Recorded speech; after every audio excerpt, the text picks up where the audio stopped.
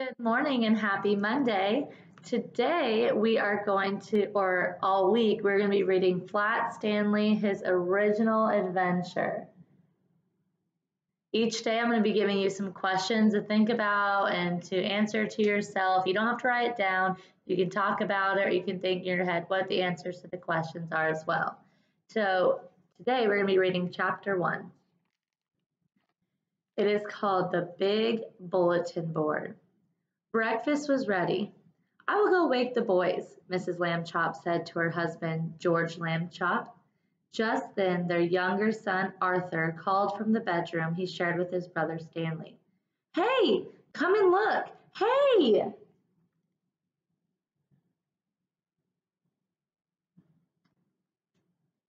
Mr. and Mrs. Lambchop were both very much in favor of politeness and careful speech.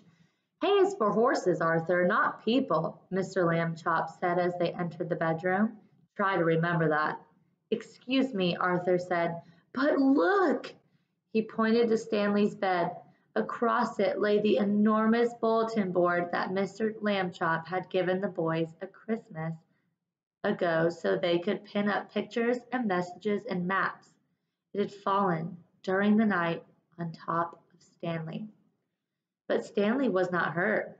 In fact, he would still have been sleeping if he had not been woken up by his brother's shout. What's going on here? He called out cheerfully from beneath the enormous board. Mr. and Mrs. Lambchop hurried to lift it from the bed. Heavens, said Mrs. Lambchop. Gosh, said Arthur. Stanley's flat.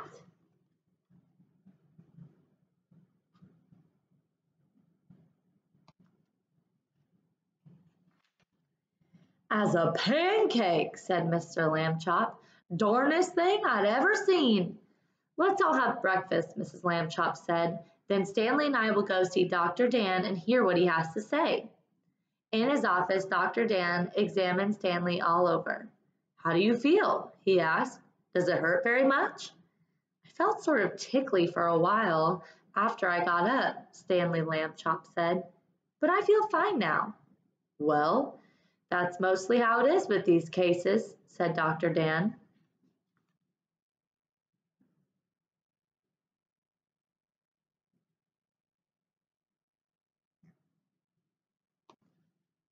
We'll just have to keep an eye on this young fellow, he said when he had finished the examination. Sometimes we doctors, despite all our years of training and experience, can only marvel at how little we really know.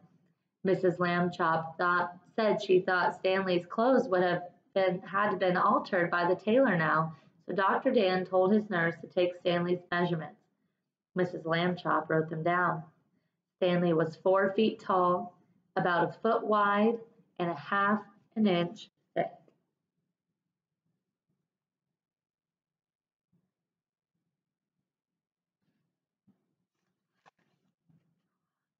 Done with chapter 1.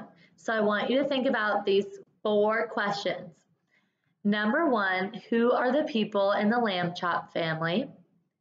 Number 2, explain how Stanley became flat.